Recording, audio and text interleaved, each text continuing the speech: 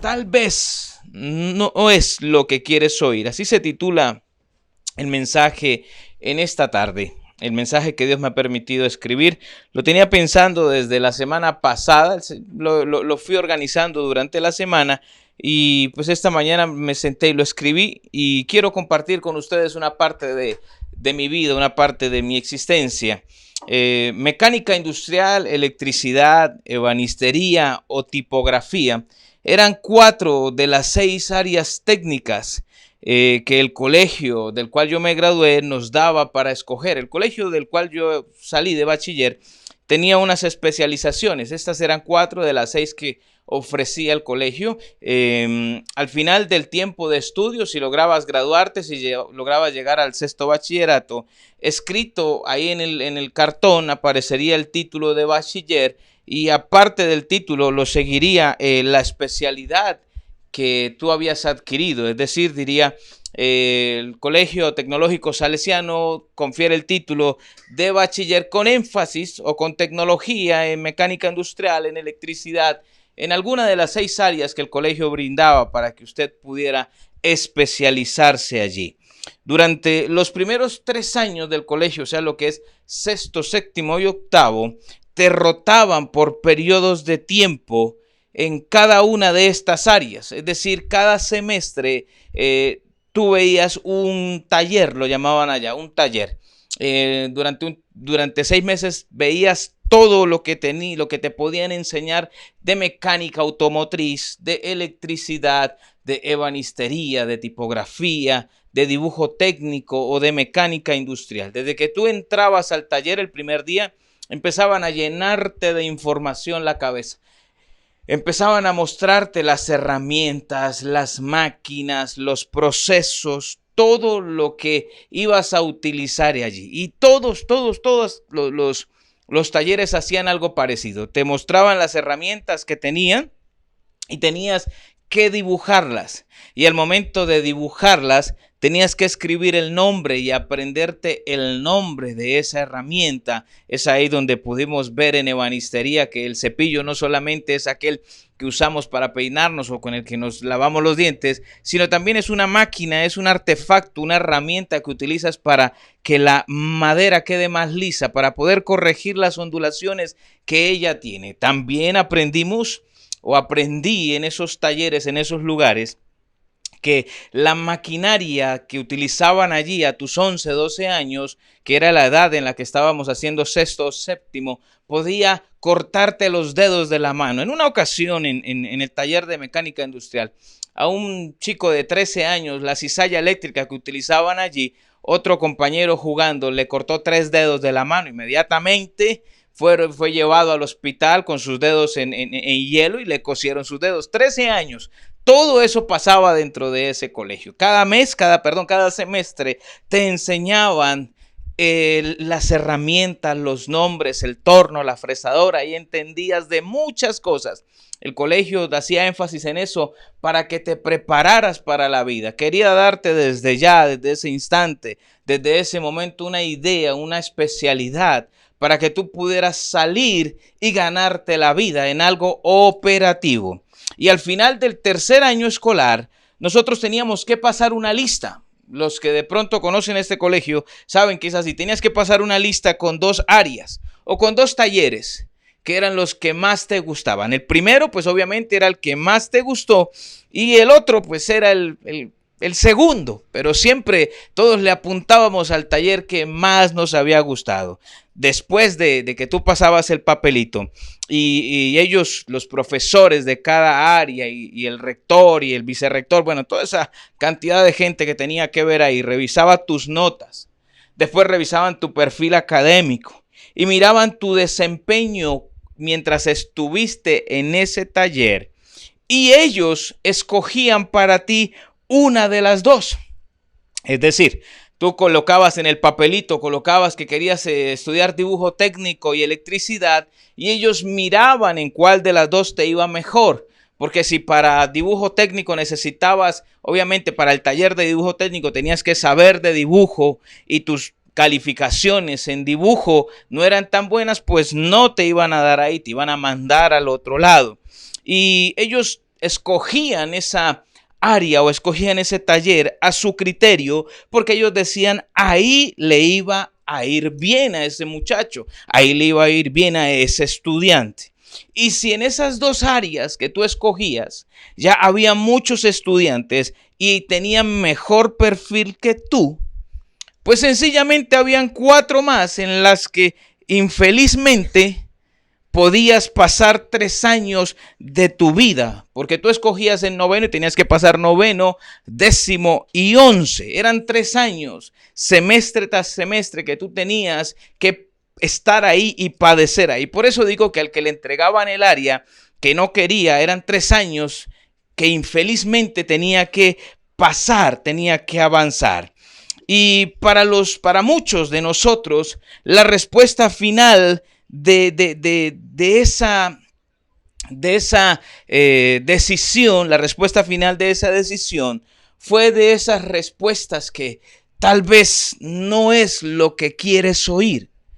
Muchos le apuntaron a dibujo técnico y el colegio, el grupo que revisaba, dijo que te iba a ir bien, era en mecánica industrial.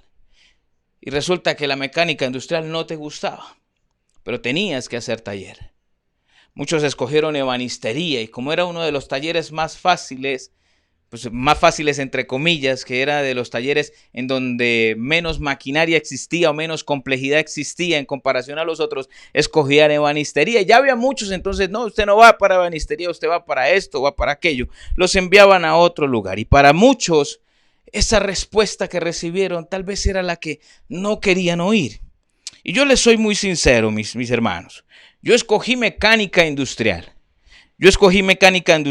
Me aceptaron, no voy a decir que me mandaron para allá porque fui un descarte de algún otro taller. No, yo escogí mecánica industrial y pues para mecánica algo que me pedían era tener buenas notas en matemáticas y gracias a Dios hasta ese momento pues me iba muy bien.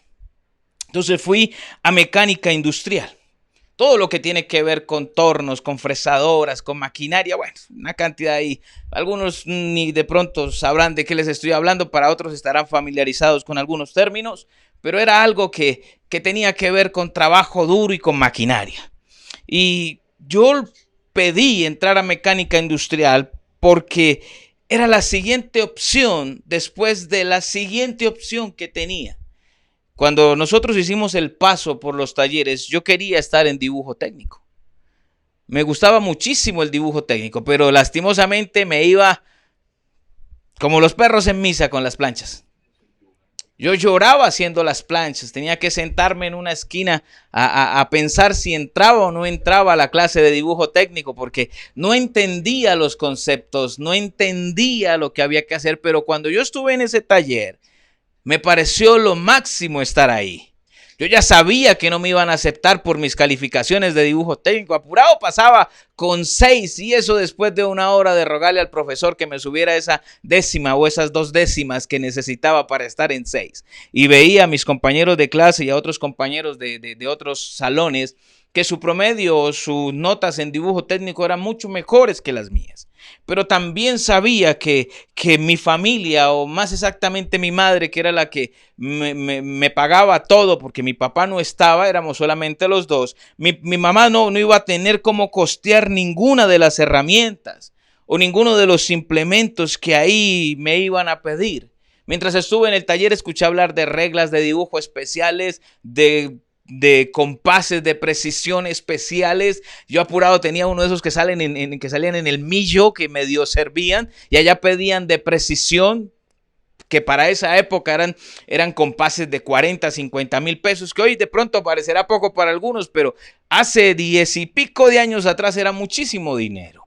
También utilizaban unos implementos que se llamaban los rapidógrafos, una especie de micropuntas, pero más especializados, que venían con medidas, con el grosor de la línea. Bueno, una cosa compleja, y cada uno de esos era muy costoso. Yo sabía, aparte de que mis notas no me daban para entrar a dibujo técnico, tampoco mi parte económica me iba a ayudar. Iba a ser algo muy precario estar ahí. Entonces, Escuchar mi nombre en esa lista de mecánica industrial fue de esas cosas que tal vez no quería oír cuando me nombraron, porque empezaban el año noveno y empezaban a nombrar los que se iban para mecánica, los que se iban para cada área. Ahí estaba mi nombre. Y aunque no fue de eso que yo quise oír, tampoco estaba donde no quería estar tanto. O sea, no quería estar en tipografía o no quería estar en electricidad. Era la siguiente opción, después de la siguiente. Y es de esas cosas que tal vez no quería oír. De esas frases o de esas respuestas que a veces no quieres oír en la vida. Porque tú quisieras que te nombraran en otra, en dibujo técnico. Yo quería verme con una bata blanca. Quería verme con mi tubito lleno de planchas o de planos, que era lo que hacían allá. Pero la verdad no me daba la cabeza para entender un plano. No me daba la cabeza para hacer ciertas cosas.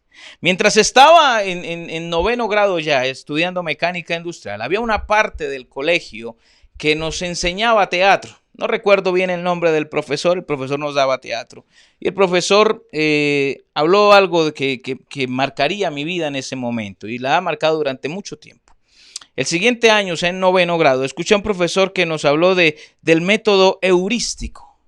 El método heurístico significa hallar algo, encontrar algo. Y cuando esta palabra, cuando este método heurístico se utiliza como sustantivo, hace referencia a la disciplina, hace referencia al arte o a la ciencia de descubrir algo, del descubrimiento. Y uno de los campos en donde funciona el método heurístico es el ensayo y el error. Consiste el ensayo y error, voy a asumir de pronto que nadie sabe qué significa, pero creo que todos saben, pero no hay que dar nada por sentado. El ensayo y error consiste en probar ante una situación o ante un problema una alternativa y con esto verificar si funciona o no. Si funciona, si es así, es decir, que ese problema encontramos la solución. Para ese problema encontramos la solución. Si no funcionó o no funciona, intentamos una alternativa diferente. Y lo intentamos una y otra vez, hasta que se alcance una respuesta. Después, con el tiempo, leí a un gran escritor que se llama Thomas Alva Edison y decía que él no descubrió 10,000 formas de fracasar haciendo la bombilla, el que creó el bombillo que nosotros hoy vemos en nuestras casas. Él dijo, encontré 10,000 maneras de no hacer una bombilla. Él no vio todos sus experimentos fallidos como derrotas, vio todos sus experimentos fallidos como aprendizaje. Y cuando yo leí esto y escuché lo que ese profesor un día dijo, por primera vez en mi vida en ese colegio escuchaba que equivocarse no era perder el tiempo. Porque siempre pensamos que equivocarse es una perdedera de tiempo. No, las equivocaciones son parte de la solución. Si tú no te equivocas, no hallas la solución. Si no ensayas con una o con otra cosa, no encuentras la solución. Y esto yo siempre lo he llevado al campo de nuestra vida. Cuando juegas, los que algún momento han visto un videojuego o han jugado con sus hijos un videojuego, de esos de pasar misiones, no de los de que hoy en día de matar o de acabar con gente, no de los de pasar misiones, los de la antigüita. Y tú sabías que cuando ibas a pasar por una parte del terreno, ahí había un hueco y te ibas a caer. Y caíste en ese hueco infinidad de veces hasta que lograste superarlo. Pero ya después, cuando ves que alguien lo estaba jugando, cuando veías que alguien lo estaba jugando y sabías que se caía, tú sentías un fresco aquí adentro porque tú sabías pasarlo. Porque te caíste 300, 400, 500 veces. Pero ahora sabías cómo saltarlo. No sé cuántos jugaron Mario World, el jueguito de Super Mario. Y siempre habían cuadritos escondidos en el juego. Vidas que tú no veías. Peldaños invisibles que cuando el muñequito saltaba aparecían. Y las equivocaciones fueron las que nos llevaron a conocer en esa área, tomándolo de ese momento del juego. Y las equivocaciones en algún momento se convierten en parte de la solución. Y ahí, cuando entendí esto, entendí una frase genial que era la misma de ensayo y error, pero era la frase coloquial de mi cuadra, de mi barrio, de mi abuela, y decían, echando a perder se aprende.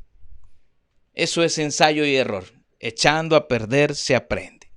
No sé cuántos lo han dicho allí en casa, cuántos han lanzado esa frase a sus hijos, a sus nietos, o a cuántos les han dicho esa parte. ¿Será que voy a hacerlo? Hágale, que echando a perder se aprende. ¿Cuántos arroces no se quemaron tratando de aprender? Hágale, que echando a perder se aprende. ¿Cuántas vidas no han avanzado en un echando a perder se aprende? Echando a perder la bicicleta de un primo. Yo aprendí a montar primero que los otros que estaban allá al lado mío en el barrio. A la edad de 10, 11 años, con una bicicleta azul BMX de un primo, la acabé, pero aprendí a montar. Echando a perder se aprende. También echando a perder una carta de amor a los 13 años, me di cuenta que el amor duele. Y que no se debe uno ilusionar por la sonrisa mentirosa de una niña a esa edad. Echando a perder se aprende. Ensayo y error. Equivocarse y seguir. Todo en esta vida, mis amados, es un aprendizaje. Cada golpe, cada error, cada crisis. ¿Cuántos golpes no se dan los bebés, aquellos que hemos tenido hijos o aquellos que hemos visto a nuestros sobrinos crecer? ¿Cuántos golpes no se da el bebé antes de hacer su primer solito? Y siempre corre toda la familia a ver el niño. Ay, mira, está haciendo el solito, solito, solito. Pero detrás de ese primer solito hubieron cientos, centenares de caídas. En donde el niño, en donde nosotros como niños, como bebés, tratamos de levantarnos una y otra vez. ¿Cuántas cicatrices dejaron tus aventuras en la niñez con los patines? No sé cuántos puedan ahorita ahí en casa mirarse las rodillas y decir, o mirarse los codos o las piernas y decir, esta me la hice un día lanzándome por una colina. ¿Cuántas cortaduras, cuántas heridas no dejaron esos patines antes que pudieran dominarse? Y después de que dominaste los patines, te reías de aquel que se caía. Y tú ya lo veías tan fácil, el otro estaba tratando de sobrevivir con esos patines.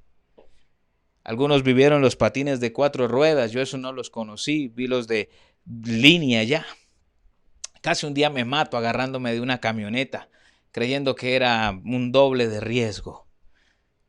Casi pierdo la vida montado en esos patines, pero ya después que los dominé, me reía de los otros. ¿Cuántas veces aquellos que aprendieron a montar bicicleta, aquellos que saben montar bicicleta, cuántas veces no cerraron sus ojos y soltaron la bicicleta al ver ese árbol que venía enfrente? Porque muchos piensan que esa es la manera de frenar en la bicicleta. Muchos pensamos que la manera más fácil era soltar la bicicleta, cerrar los ojos y que todo estaría bien. Pero el golpe de realidad que te daba el árbol o que te daba el pavimento te hacía entender o te permitía entender que la vida era más complicada de lo que estabas pensando. Pero al final, cuando pudiste andar sin las rueditas de apoyo, o al final cuando ya tu papá o tu mamá no debieron sostenerte o dejaron de sostener tu sillín, tu asiento, y ya pudiste andar en la bicicleta solo, lo viste como algo normal. Y aunque pasen años, te aseguro que vas a coger una bicicleta y al principio de pronto vas a tener miedo, pero después tu cuerpo, tu mente entenderá que eso ya lo sabes. Ya no te vas a caer como antes. Y a cada caída lo precedía una frase de aquel amigo, de aquel primo, de aquel papá o mamá que estaba a tu lado y te decía, vamos una vez más, vamos otra vez. Y es algo que tal vez no querías oír. Porque ¿quiénes de los que se han dado un golpe en el coxis con sus patines querían volver a ponérselos al día siguiente? Es más, ¿quiénes querían levantarse y seguir andando en patines? Particularmente yo los odié durante un buen tiempo en mi vida. Y siempre va a haber alguien que te dice, vamos ahí, vamos a avanzar. Quedarse en el piso con la bicicleta al lado y de pronto un chichón, un huevo aquí en la cabeza, como decimos acá, era más seguro que volver a tomar la bicicleta en manos. De pronto quedarse llorando en el piso parecía lo más confortable de la vida. Al fin y al cabo, ¿quién necesita montar en patines? Al fin y al cabo, ¿quién necesita andar en bicicleta? ¿Cuántos de los que se han lanzado a una piscina y han sentido cómo el agua invade sus pulmones porque se están ahogando? Al siguiente día dicen, venga, me quiero meter otra vez. No. Y la gente te dice, vamos otra vez. Y tal vez son cosas que no quieres oír. Tal vez esto es algo que no querías oír en ese momento. Métete al agua. No, el agua me odia. Las piscinas me llevan la mala, me tienen bronca, me quieren ahogar. Tal vez no querías oír esto. Pero quedarse ahí al lado de la piscina, quedarse ahí al lado de la bicicleta, quedarse ahí al lado de los patines es rendirse. Quedarse ahí es no intentarlo. Quedarse ahí es decir que no hay ensayo y error. Quedarse ahí es creer que las equivocaciones o el dolor pesó más que las ganas de seguir avanzando. Quedarse ahí es decirle a la vida que fue más fuerte que tú. Quedarse ahí es decirle al problema que tiene más peso sobre ti que el poder de Dios que haya en ti. Quedarse ahí es sinónimo de derrota, de destrucción. Quedarse ahí es decirle a Dios, tú no puedes hacer nada por mí. Tal vez no es lo que quieras oír hoy, pero debo decírtelo. Vamos una vez más, mi amado. Ensayo y error. Ensayo y error. No sé, Dios, de qué te está hablando. No sé, Dios, en qué área de tu vida quiere meterse en esta hora, pero sí quiero que sepas algo. No importa qué tantos golpes te has dado en la bicicleta de la vida, no importa qué tantos golpes te hayas dado en los patines de tu vida, el suelo no es la mejor opción. El piso llorando al lado de la bicicleta no es la mejor opción. Tal vez ese positivo en la prueba que has recibido en estos días o que un familiar ha recibido en estos días no es lo que quieres oír. Pero hoy te digo, vamos una vez más, mi amado. Tal vez esos números en rojo que sacaste ayer, sábado, cuando hiciste el balance de la semana y te das cuenta que tu negocio ni siquiera está en punto de equilibrio. Tu negocio ya empieza a dar pérdidas y empieza a generar números en rojo. Tal vez no quieras escuchar esto hoy, pero te quiero decir, vamos una vez más. Tal vez lo que Dios te está diciendo hoy no es lo que quieres oír. Pero quiero decirte algo. Y quiero decírtelo de parte de Dios. Vamos una vez más.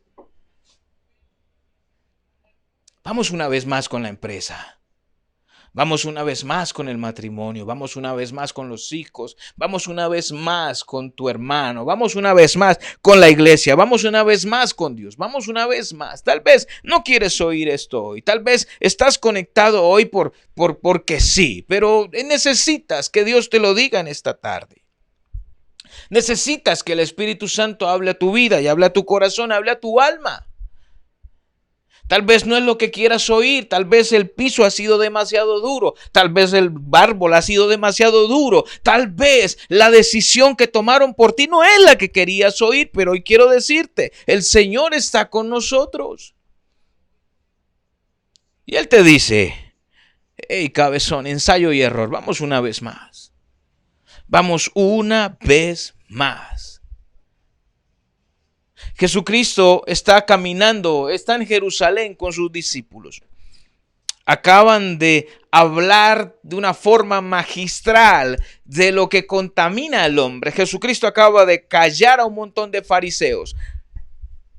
Acaba de callar a un montón de gente que no cree en nada y que juzga a sus discípulos porque no se lavaron las manos antes de comer. Y Jesucristo empieza a decirles: lo que contamina al hombre no es lo que entra, no es el alimento. Lo que contamina al hombre es lo que hay en su interior, lo que sale de su ser.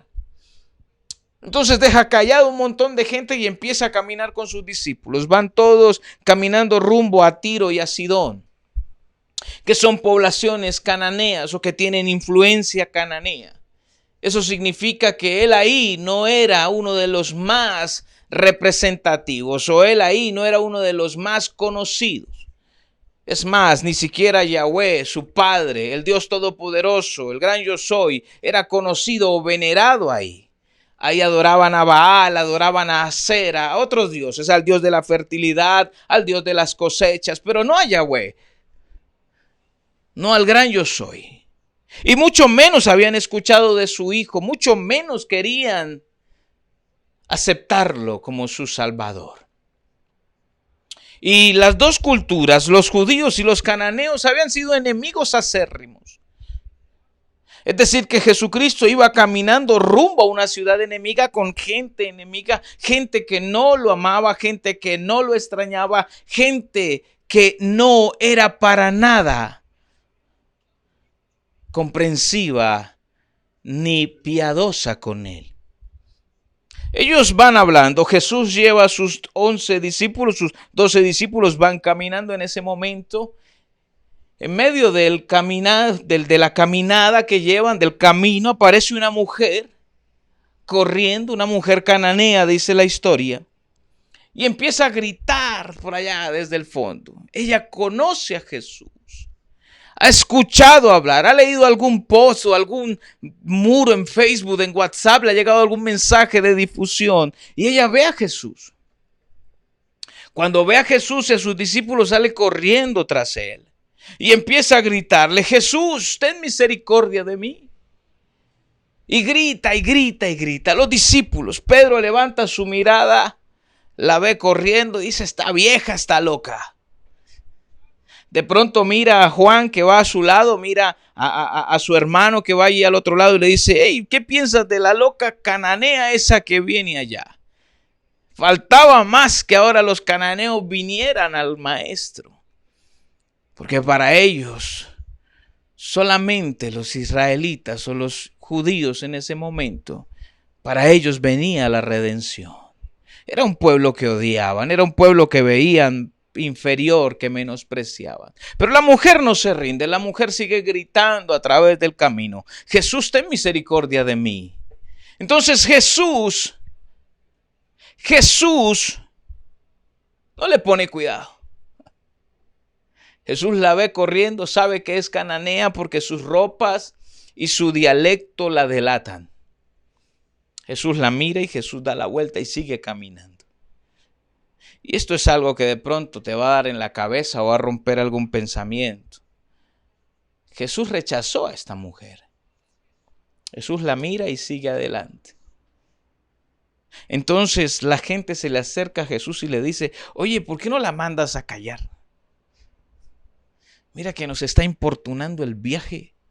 Veníamos tan felices hablando del amor de Dios y aparece esta incircuncisa hija del diablo a pedir misericordia. ¿Qué se cree ella? ¿Qué se cree al buscarnos a nosotros? Entonces resulta que Jesús se voltea, la mira de arriba abajo, se da cuenta que es cananea y le dice lo siguiente, Mateo 15, 24 al 28. Él respondiendo, dijo: no soy enviado sino a las ovejas perdidas de Israel.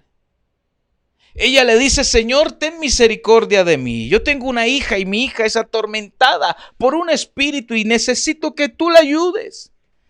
Abandonó a Baal, abandonó a Asera. Ella quería una conversión en ese momento. Ella había escuchado hablar de Jesús, el espantademonios. Había escuchado hablar de Jesús, el cazademonios. Y se acerca a él y Jesús le dice: no, yo no vengo a ayudarte a ti. No me lo estoy inventando, eso está en la palabra. Jesús le dice: no, yo no vine para ti. Jesús le dice: no soy enviado sino a las ovejas perdidas de la casa de Israel. Y le da la espalda y se va. Vamos, le dice a todos los que están ahí. Los discípulos dicen: sí, sigamos hablando del amor de Jesús. Y se van caminando y la mujer queda allí. La mujer no lo puede creer. Ese Jesús del que le hablaron no era para nada el que estaba viendo enfrente. Pero ella no se rinde. Verso 25. Entonces ella vino y se postró ante él diciendo: Señor, socórreme. Ya lo había gritado de lejos, lo había hablado de frente. Ahora se arrodilla ante él y le dice: Señor, socórreme. Y ante eso el Señor lanza la frase que muchos a veces decimos. Respondiendo él, dijo: no está bien tomar el pan de los hijos y echarlo a los perrillos. Yo le soy muy sincero, ante esta respuesta yo me paro y me voy. Nos vemos. Usted podrá ser muy Jesús, pero a mí nadie me humilla. Porque no nos gusta que nos humillen, no nos gusta que nos recuerden nuestra situación. Y Jesús le dice eso: no está bien tomar el pan de los hijos y echarlo a los perros. Y gracias a Dios esta mujer no piensa como yo, no piensa como alguno de los que me están viendo. Esta mujer piensa diferente. Esta mujer sabe que existe algo llamado ensayo y error. Y vuelve e insiste. Y le dice lo siguiente: sí, Señor, tienes razón, Jesús. Pero aún los perros o los perrillos comen de las migajas que caen de la mesa de sus amos. Ya ella se está llevando o se está haciendo descender hasta el nivel de una mascota, hasta el nivel de un perro. Jesús la voltea a mirar y le dice lo siguiente. Entonces respondiendo Jesús dijo: oh mujer, grande es tu fe. Hágase contigo como quieres. Y su hija fue sanada desde aquella hora. Jesucristo sabía que durante el tiempo de su ministerio en la tierra, Él tenía que capacitar a unas personas para que extendieran el reino, no por algo diferente. Si tú crees que Jesús se había olvidado de los otros, no, Él estaba capacitando gente que cuando Él partiera empezara a extender el reino por toda la tierra. Por eso les dijo a los muchachos antes de partir: vayan y prediquen el evangelio a toda criatura, a todo el que esté por el camino. Háblenle, llévenle las buenas nuevas de salvación. Jesús por ningún momento pasó por él creer que era más que ella.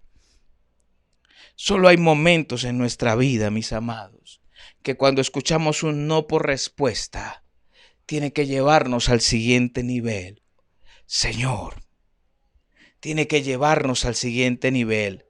Socórreme, tiene que llevarnos al siguiente nivel, reconocer quiénes somos delante de Él. Esta mujer escuchó un no por respuesta, y más que un no, mis amados, más que un no para ella, era una sentencia de muerte para su hija, era una sentencia de destrucción para su hija, era algo que ella tal vez no quería oír. Ella, yo creo que en su mente hizo una idea de: llego al maestro, le digo que mi hija está enferma, él me dice ok, vamos hasta allá, yo la sano y todo está bien. Pero a su vida llegó un no. Y tal vez vienes a Jesús con tu problema en esta noche, o has venido a Jesús con tu problema estos miércoles o estos domingos. Tal vez has venido con tu enfermedad a Jesús, y pareciera que a cada reunión que asistes o en cada reunión a la que estás, salieras con la misma carga, salieras con el mismo peso, salieras con el mismo dolor, y te preguntas: ¿qué pasa?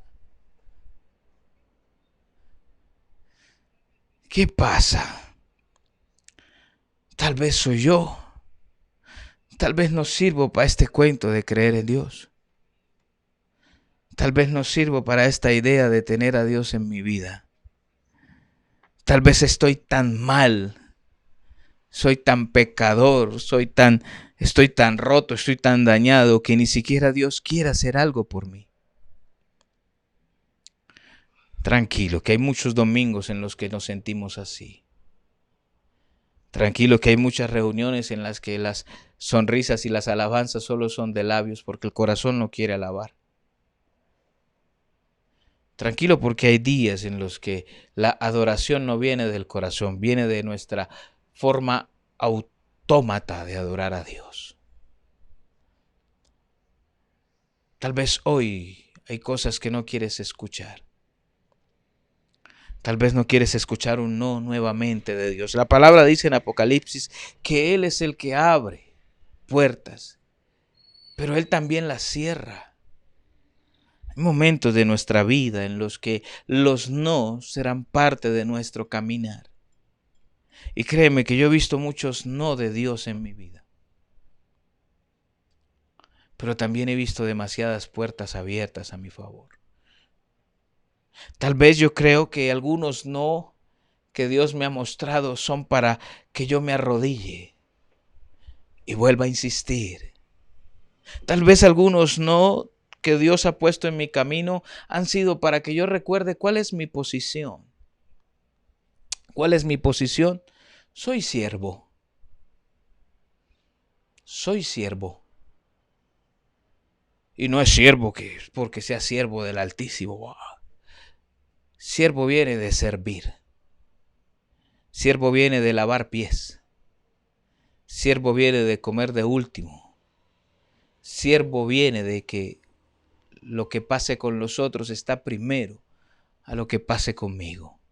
Y muchas veces se nos olvida que somos siervos. Y el Señor tiene que ponernos no en el camino. Porque a veces creemos que cuando gritamos de atrás, Señor, ayúdame, el Señor va a correr. A veces creemos que venimos de frente, Señor, ayúdame, y el Señor nos va a ayudar. No. A veces creemos que una sola rodilla o arrollarnos una sola vez va a hacer que Él nos ayude. Puede ser que sí, puede ser que no. Pero solo llegar hasta el nivel más bajo delante de Él es lo que mueve su mano y su corazón. Siempre lo he dicho, el Señor no se mueve por lástima. El Señor se mueve por amor y por compromiso. Por tu compromiso, por mi compromiso. Él está suficientemente comprometido con nosotros. Por algo murió en la cruz por ti y por mí. No sé si te basta ese compromiso, pero para mí es suficiente. Lo que pasa es que a veces se nos olvida que Él no es al que gritamos, que Él no es la lámpara, que Él es nuestro Padre, que a Él le servimos y por Él vivimos. Pablo es un discípulo, es el discípulo del momento, es el apóstol del momento. Pablo está saliendo en todas las portadas de la revista Times, de la revista Caras, de la revista Dinero, el apóstol más importante. Su agenda está apretadísima, llena de invitaciones a predicar en Tesalónica, en Galacia, en Corinto. Es un super apóstol, una superstar. Y a Pablo empieza a subírsele la fama a la cabeza. Y Pablo se da cuenta. Y entonces Pablo, 2 Corintios 12, versos 7 al 9, dice que para evitar que me volviera presumido, esto lo habla Pablo, para evitar que me volviera presumido por estas sublimes revelaciones, una espina me fue clavada en el cuerpo, es decir, un mensajero de Satanás para que me atormentara. Pablo está diciendo, yo quise creerme más de lo que soy. Pablo está diciendo, yo quise que mi ego creciera más de lo que debía crecer. Yo quise que todo lo que Dios me ha dado estuviera por delante de todo lo que es Él. Y el Señor me envió una espina. Algunos dicen que esta espina era una enfermedad, que era un dolor. Son muchas las hipótesis, pero Pablo no da muchos rasgos o muchas certezas para dar con la explicación. Pero lo que quiero que vayas conmigo, lo que quiero que entiendas en esta hora, es lo que Pablo dice. Verso 8. 3 veces le rogué al Señor que me la quitara. Pero Él me dijo, te basta con mi gracia, pues mi poder se perfecciona en tu debilidad. Por lo tanto, dice ahora Pablo, gustosamente haré más bien alarde de mis debilidades para que permanezca sobre mí el poder de Cristo. Verso 8, lo vuelvo a repetir. 3 veces le rogué al Señor que me la quitara. 3 veces Pablo recibió un no por respuesta. Señor, quítame esta enfermedad. No. Señor, quítame esta crisis. No. Señor, quítame este problema. No. 3 veces. Pablo dice, he venido a su presencia y me ha dicho no. Tal vez esto es algo que no quieras oír hoy.